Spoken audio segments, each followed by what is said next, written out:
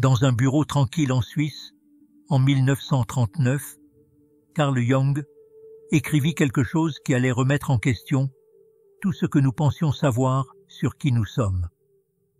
Après des décennies à soigner des patients et à explorer les profondeurs de la conscience humaine, il rencontra une vérité ancienne qui semblait impossible.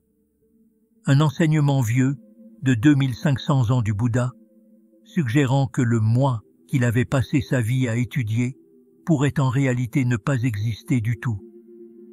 Pourtant, Jung ne se laissa pas décourager.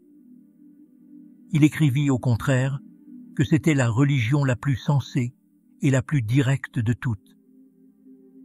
Qu'est-ce que ce géant de la psychologie occidentale a vu dans les enseignements bouddhistes? Et plus important encore, que se passe-t-il lorsque ces deux perspectives profondes sur la conscience humaine entrent en collision? La tension entre ces idées détient la clé pour déverrouiller une vérité plus profonde. Bonjour, je suis Peter de Buddha's Wisdom. Avant d'explorer ce paradoxe profond, posons le décor. Imaginez deux moments dans l'histoire. Le premier, sous l'arbre de la Bodhi, en Inde ancienne, où Siddhartha Gautama réalise la vérité du non-soi, que notre sentiment d'un moi, permanent et immuable, est une illusion. Cette révélation radicale allait devenir l'un des enseignements fondamentaux du bouddhisme. Avançons maintenant au début du XXe siècle. Carl Jung, déjà célèbre pour ses travaux sur la psyché humaine, est assis dans son bureau, entouré de textes orientaux.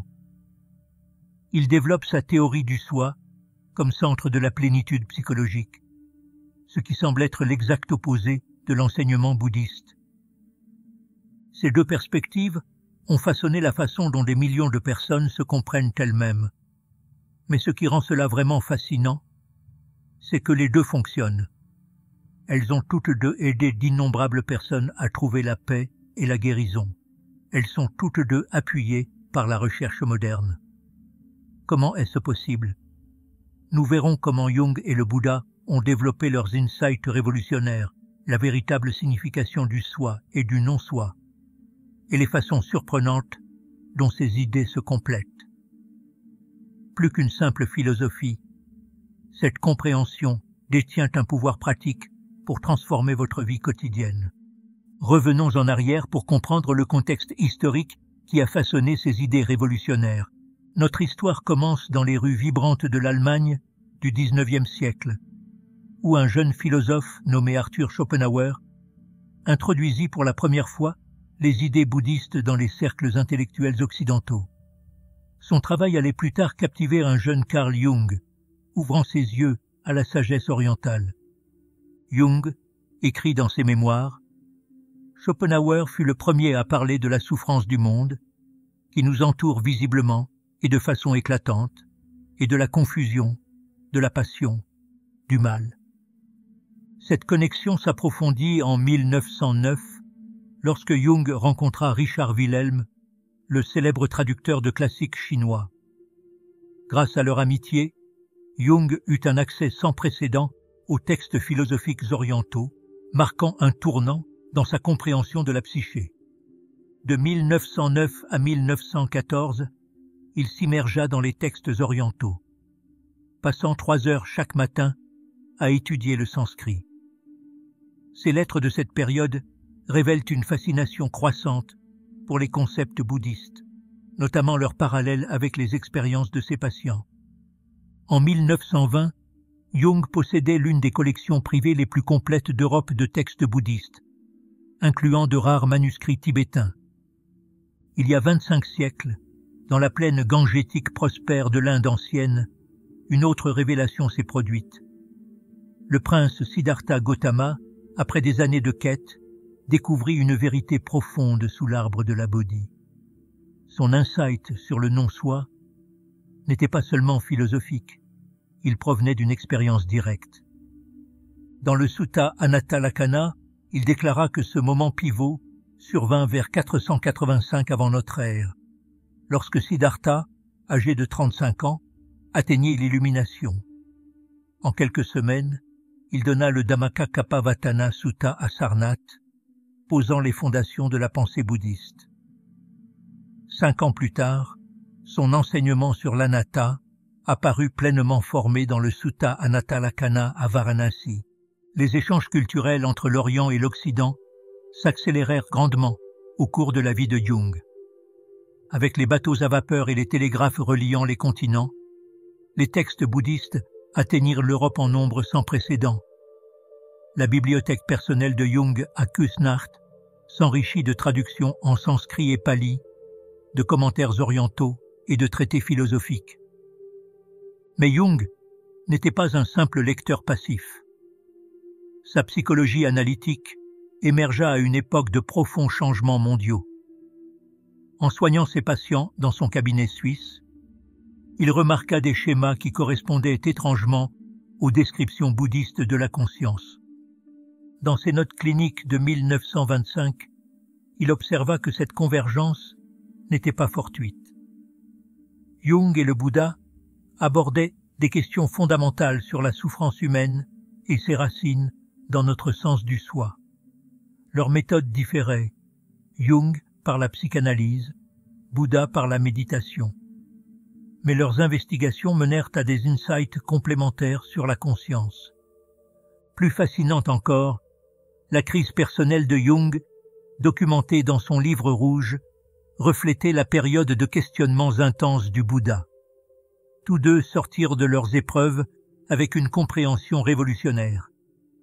Jung réfléchit que leurs contextes culturels façonnèrent cependant la manière dont ils exprimèrent ces insights. Alors que le Bouddha enseignait en langage du Dharma et de la genèse dépendante, Jung parlait d'archétypes et d'inconscient collectif. Ces vocabulaires différents masquent parfois leur compréhension commune. Que voulait dire exactement Jung par « le soi » ? Dans son œuvre phare Aion, publiée en 1951, Jung présente le soi comme quelque chose de bien plus profond que notre personnalité quotidienne. Il écrit « Le soi n'est pas seulement le centre, mais aussi toute la circonférence qui embrasse à la fois le conscient et l'inconscient. Il est le centre de cette totalité, tout comme l'ego est le centre de la conscience. Pour Jung, l'ego, notre identité consciente, n'est que la pointe d'un immense iceberg psychologique. En travaillant avec ses patients, il découvrit qu'au-dessous de notre conscience se trouvait un vaste réservoir de matériel psychologique. Ce n'étaient pas seulement des souvenirs personnels ou des pensées refoulées. Jung trouva la preuve de motifs universels qu'il appela archétypes, partagés à travers les cultures et les époques. Dans ses journaux personnels, Jung documenta de nombreux cas où des patients, sans aucune connaissance de la spiritualité orientale, produisaient spontanément des mandalas, des symboles circulaires qu'ils reconnaissaient comme des représentations du soi. Un cas particulièrement frappant impliquait un homme d'affaires qui rêva d'un cristal lumineux au fond d'un puits profond. Jung nota « Sans aucune connaissance de la pensée orientale, mon patient avait découvert le symbole du soi que les textes bouddhistes décrivent comme le corps de diamant. Mais le concept jungien de soi n'était pas statique.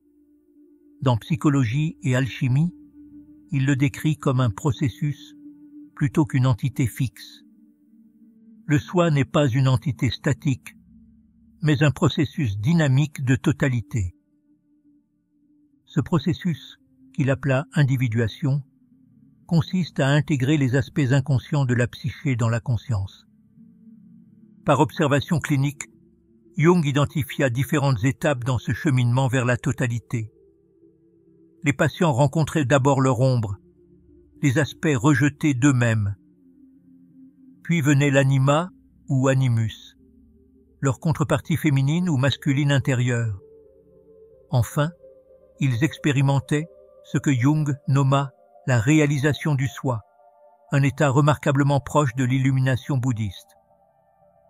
Jung soutint ses théories par une recherche extensive sur la mythologie, la religion et l'alchimie. Dans ses dossiers cliniques, il enregistra des milliers de rêves et de visions qui pointaient vers des motifs universels dans la psyché humaine.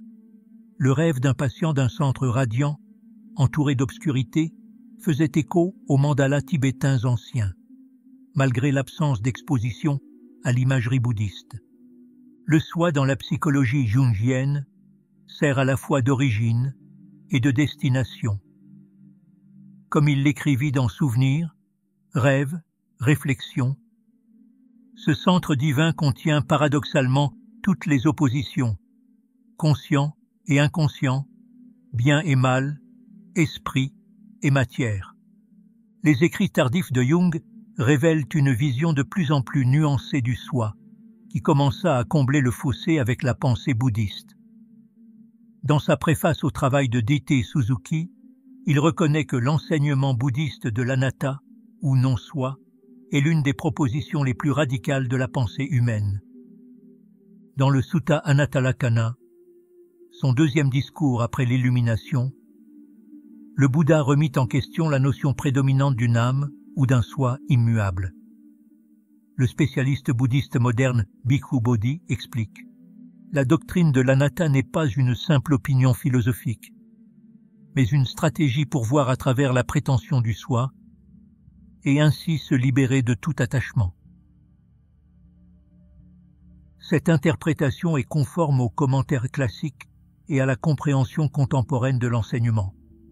Pour comprendre cet enseignement profond, il faut d'abord saisir ce que Bouddha entendait par soi. Dans l'Inde ancienne, la tradition védique dominante enseignait l'existence d'une âme éternelle et immuable appelée Atman. L'expérience directe du Bouddha par la méditation révéla autre chose, un flux dynamique d'expériences sans centre permanent. Le Bouddha utilisa une méthode pratique pour démontrer cette vérité. Il décomposa l'expérience humaine en 5 agrégats, ou skandhas, la forme, la sensation, la perception, les formations mentales et la conscience. Par un examen systématique, il montra qu'aucun de ces éléments, seul ou combiné, ne constitue un soi permanent. Considérez l'exemple simple que le Bouddha utilisait souvent. Un chariot.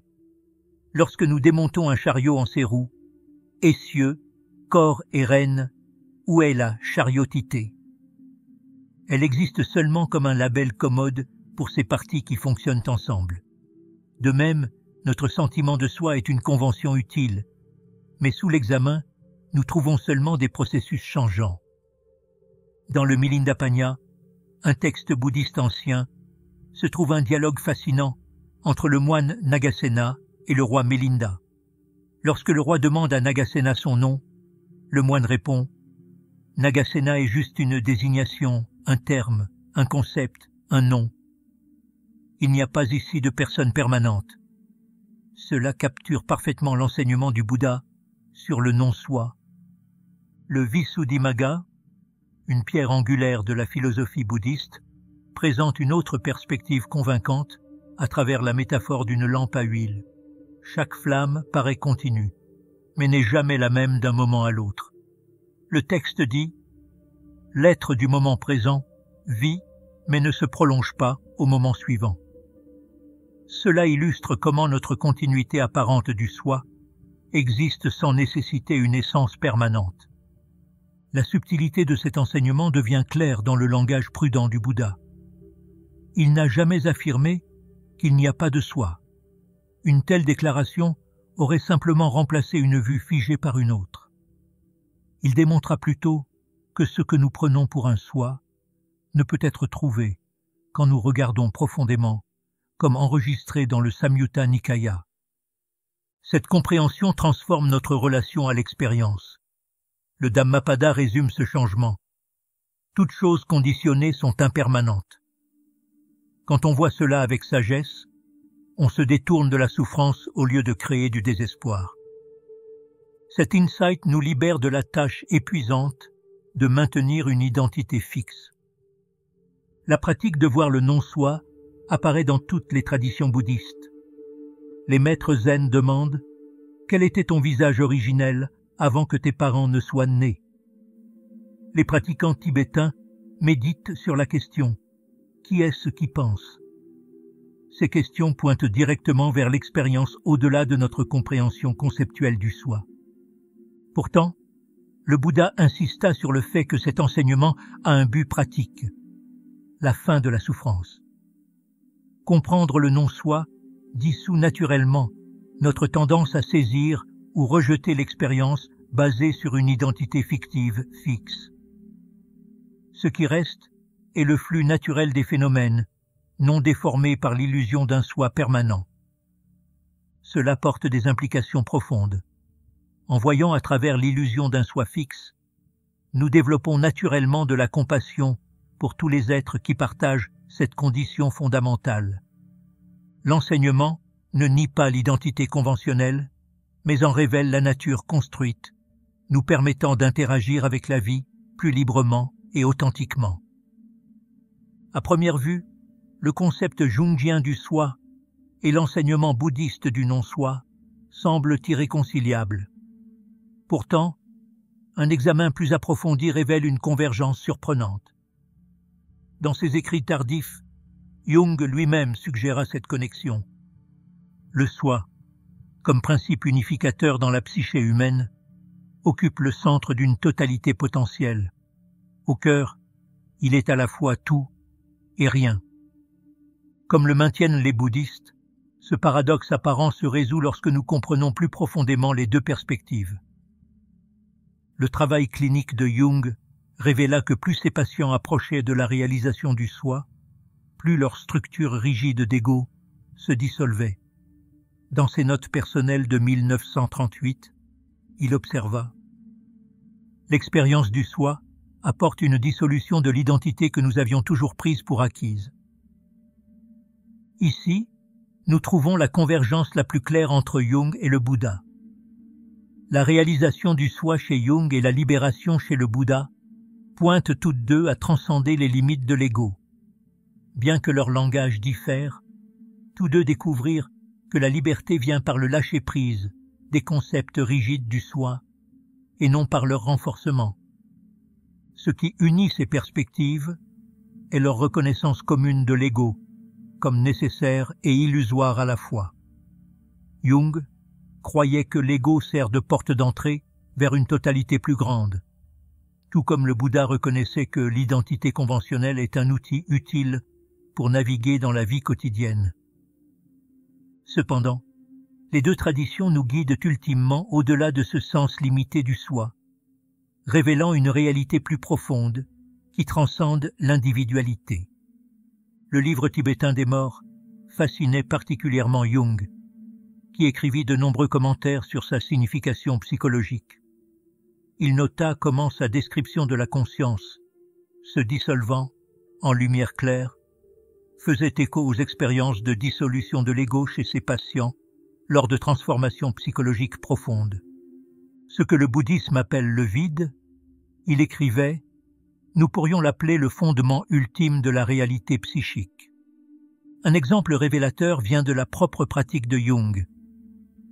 Lors de sa confrontation avec l'inconscient documenté dans le Livre rouge, Jung expérimenta des états remarquablement similaires aux descriptions bouddhistes du vide.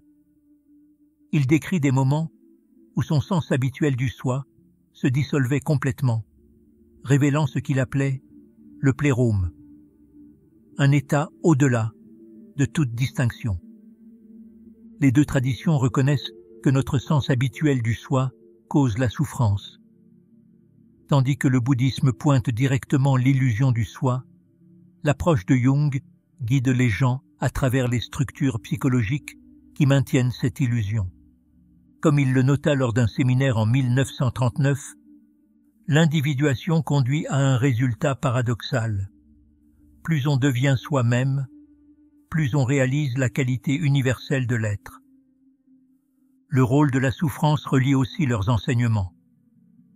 Pour le Bouddha, la souffrance naît de l'attachement à des phénomènes impermanents, y compris le soi. Jung observe de même que la détresse psychologique découle souvent de l'incapacité à intégrer l'inconscient, menant à des identités fragmentées. Les deux approches insistent sur une voie de transformation, le Bouddha par le noble chemin octuple, Jung par l'individuation. Cela résout les tensions intérieures et favorise une harmonie plus profonde. Le concept d'archétype de Jung offre un autre pont. Ces motifs universels existent indépendamment de tout ego individuel, suggérant une réalité au-delà de l'identité personnelle. De même, les enseignements bouddhistes parlent du dharma, les motifs sous-jacents de la réalité qui existe, que nous les reconnaissions ou non. Les pratiques thérapeutiques des deux traditions s'alignent souvent de manière surprenante. L'imagination active de Jung fait écho à certaines pratiques de visualisation bouddhiste. Ces deux méthodes visent à assouplir les structures rigides de l'ego et à permettre à une sagesse plus profonde d'émerger. Jung écrivit après avoir étudié les textes bouddhistes.